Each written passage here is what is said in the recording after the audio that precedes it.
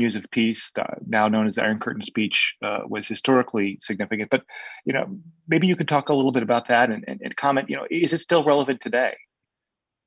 The main point about it was that he understood clearly what he wanted to do. And that's why he called it the Sinews of Peace. The future will be built on the building blocks, the infrastructure that he set out in the speech. That's the only way the world could avoid what had just ended again. And as ever, his foresight was utterly accurate, even if some of the things he said needed or that were required didn't actually come about. Enough of what he was suggesting or the way forward and how you go about that. He never challenged the Soviets, for example. He flattered them. He called Marshal Stalin his comrade. And he suggested that there was a way forward, that maybe they may even withdraw somewhat from Poland or that. Of course, we didn't learn from what he said. We did exactly what we repeated once the Iron Curtain broke down in 1989.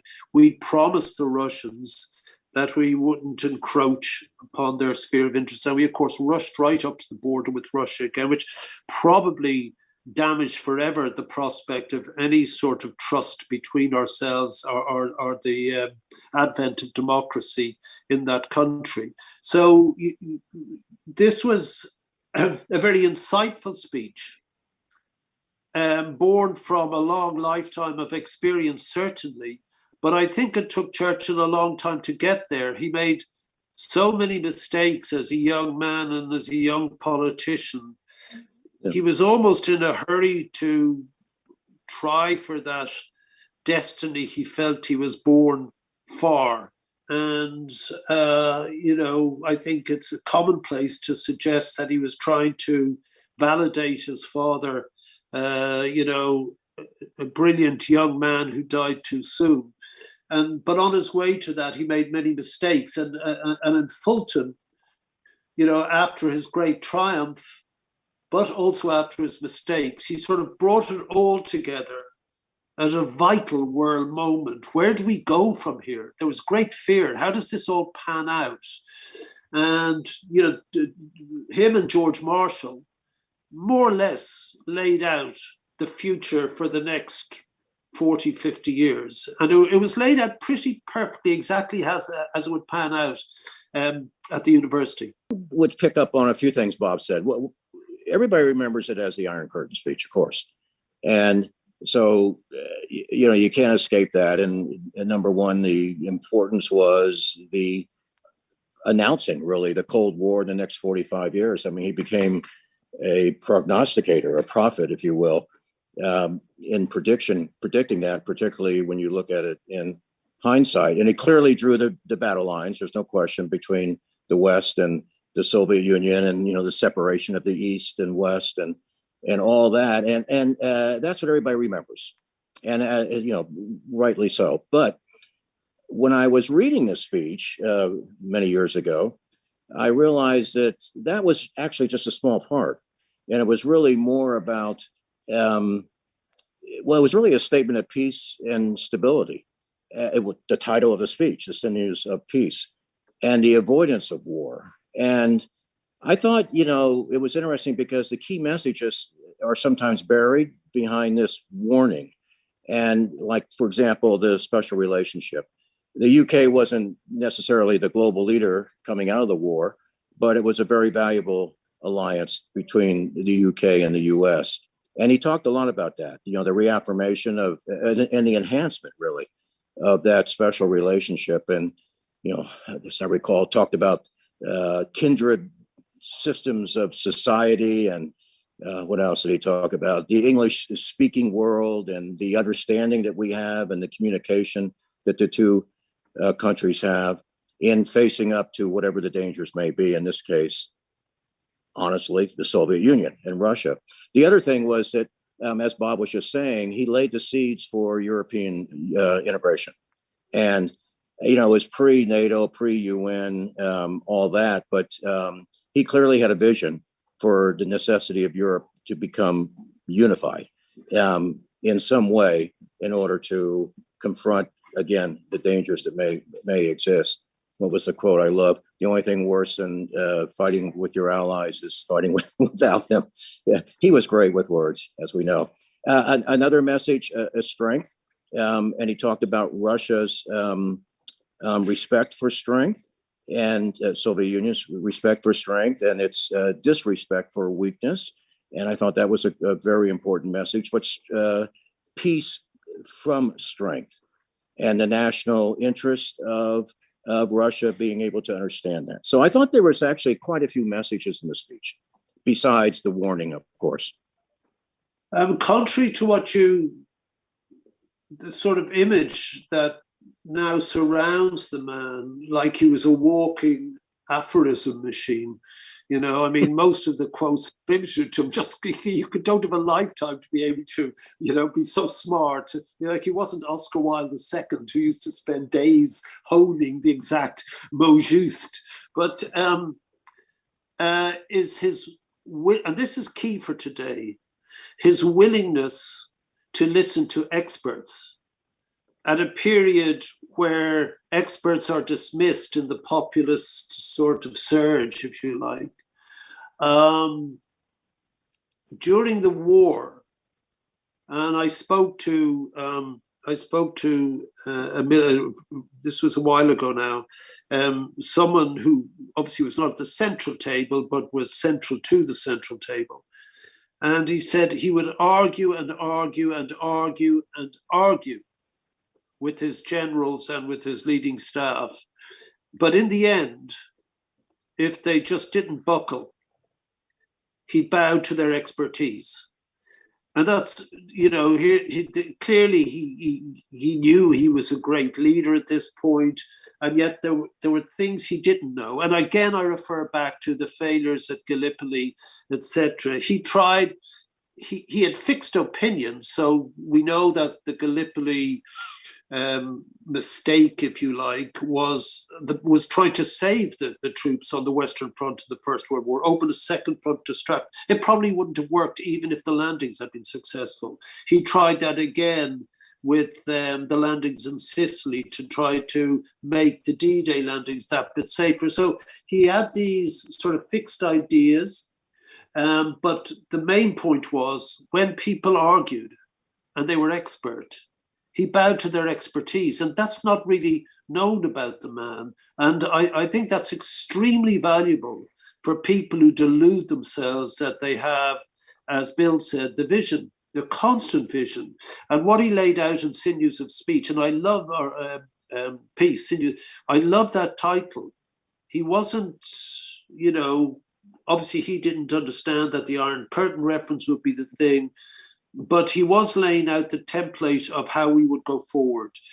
I'm not sure, Bill, if he laid out his vision of Europe. Certainly within the next 18 months, he laid out precisely what would happen as Europe became the European Union and Britain's relationship with it.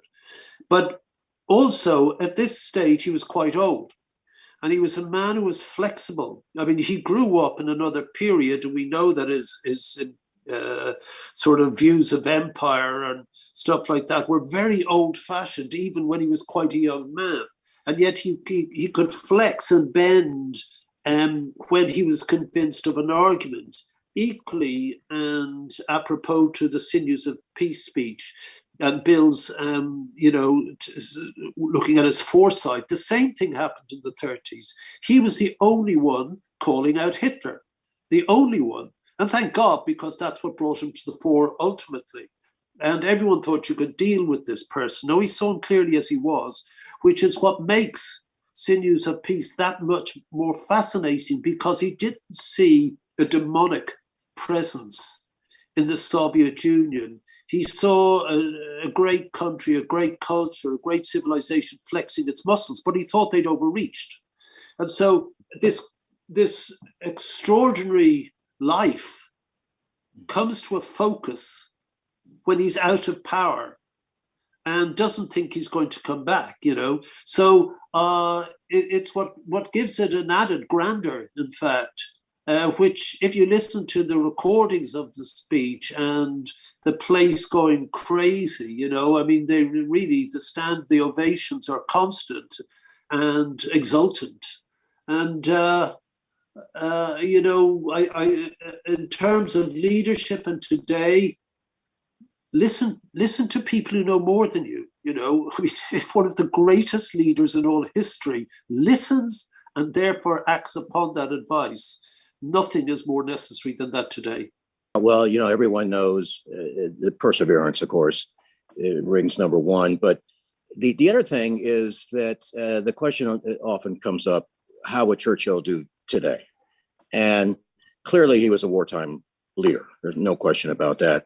So would he survive the political correctness and the nuances that exist in leadership and geopolitics today? I don't know. But he certainly had some amazing character traits that would, I think, translate to today. Again, perseverance is one. But, the other one is communication. And Bob was talking about it a bit. I love that walking aphorism phrase. I wrote that down, Bob. He was the master of the soundbite. He could probably beat Trump on social media, certainly with Twitter. And he mobilized the English language, as we all know, in that great quote. But I think he was a great communicator, and you certainly that certainly comes in handy in today's world. He was a futurist, and with his vision, and Bob and I have both talked about that. Some things many people don't know, how he predicted warfare, really, and the scale of warfare, and missiles, and things like television and air warfare. So he was definitely a visionary, and that's unusual, particularly today. So he was a futurist. He was a visionary. He was also, I think, very inspiring, again, with his wordsmithing. And what else? I mean, again, the soundbite, the Iron Curtain, that has really stuck with us. So I tried to copy him. I came up with, because of my experience with MTV, that the Iron Curtain has turned into the red carpet. And I thought about doing this outside because I think you both know that I have a section of the Berlin Wall outside, inscribed by Gorbachev as saying that music is more powerful than missiles. So, all these sound bites, they kind of work. The final thing I'll say, which is probably also not known by many, is that he was a romantic. So over my shoulder, if you can see it, if you can make it out, Tim, you may recognize magnolia. And magnolia was Clementine's favorite flower. And he would snip a magnolia, allegedly, flower, and put it by Clementine's bedside once a week. And that, I think, shows a different side to him. Now, they did sleep in separate bedrooms, so let's put that aside. But I think he had a romantic side to him. He had an empathetic side to him. And I think that's, another tribute to his multi-dimensional personality. Well, to Bill's point, I mean, I think everybody knows that about him. He was hyper romantically emotional. I mean, in conversation, he would just start crying if you start describing something, or a vision came to me openly, wept at opera or things like that. And his relationship with his wife was sublime. I mean, the letters are truly deeply loving. And she curbed him somewhat in his risk taking, which you don't mention. He took too many dangerous risks in his life that were, he should never have been should never have been put into place. But what people also forget about him, and this goes to some of the things, Bill, you talked about, is that, and it's rarely mentioned, there are two great social advances in the 20th century in the UK.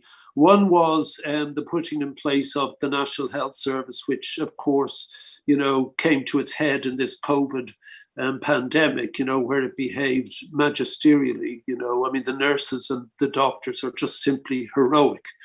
And, when push came to shove, there was this immense service at our behest.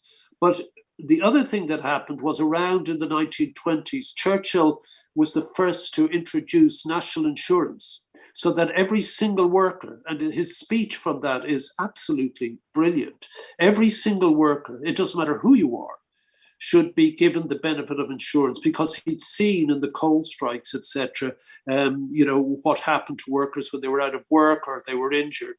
And he put in place the guy to implement this, a civil servant called Beveridge. And of course, it was Beveridge who, during the war in the coalition government, put forward the National Health Service plan, which Clement Attlee, who revered his partner in the war, the Labour leader, Clement Attlee, who put, of course, the National Health Service into being. But the forerunner of it, so the National Health Service as one of the great institutions of the 20th century in the UK, and the second one was the national insurance, which was the preface for all the DOQ and all those things, So people forget that about him. He was quite a social reformer, and this goes to his romanticism. And people think he was the son of a toff and he behaved like that. Yes, on many levels, his imperial view, etc., etc. A completely odd character. I mean, we're seeking to rationalize someone down to our level. And it's not appropriate with Churchill. He's too much of a giant. And the greatest thing of all, in my mind, and what is the starkness of World War II, we absolutely are secure that this war had to be fought, that this was a great evil upon the world. And one person saw that because he was romantic. And you see in the two leaders, Hitler, a war leader, and Churchill, a war leader, one is so anti-human. He had no empathy for people. He was a sentimentalist, Glücklich, I think the German word is, for dogs and stuff like this. Children he could pet so long as other people had them. So long as the Goebbels had his children, he was happy. He bored people to death with his lack of language, with his lack of empathy. On the other hand, and directly opposite, you had a guy who adored women, who slept until late in the morning and woke up with a glass of champagne, smoking his cigars, and loved eating. He loved opera. He loved watching movies endlessly. He loved stars. He loved painting. He loved getting out and building brick walls to keep himself busy and stuff. You had someone so engaged with being human and life. And so here's life, this big, fat, drinking, thinking, writing brilliantly geezer. And on the other, you had this boring, dull, anti-human, characterized by a lack of empathy that could allow millions upon millions to die without a flicker. It's such an extraordinary contrast that in history it will just be the last forever. And that's, again, why he seems to shine out. Of course, the Times brought forth Roosevelt, probably America's greatest president, Stalin, etc., de Gaulle. But of them all, as a fascinating character, Churchill trumps the lot. Life versus anti-life, human, inhuman. Yeah. Listening to Sir Bob describe him, as odd and a giant and had idiosyncrasies and, all the rest. Reminds me a little bit of you, Bob. Yeah, I'd be a great war leader, Bill.